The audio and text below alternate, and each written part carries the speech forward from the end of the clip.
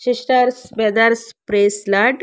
యేసుక్రీస్తు 12 మంది శిష్యులు ఏ విధంగా హతసాక్షులుగా మార్చబడ్డారో మనం ఇప్పుడు జ్ఞానించుకుందాం. సిస్టర్, బ్రదర్, జాగ్రత్తగా వినండి.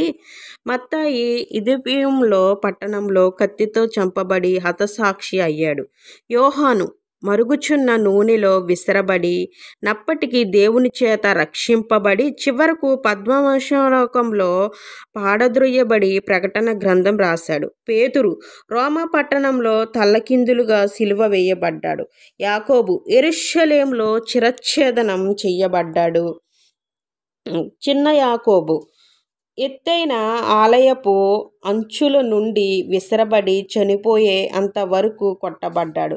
బర్తలోమయి కత్తితో బతికి ఉండగానే చర్మం ఊడదీయబడి చంపబడ్డాడు.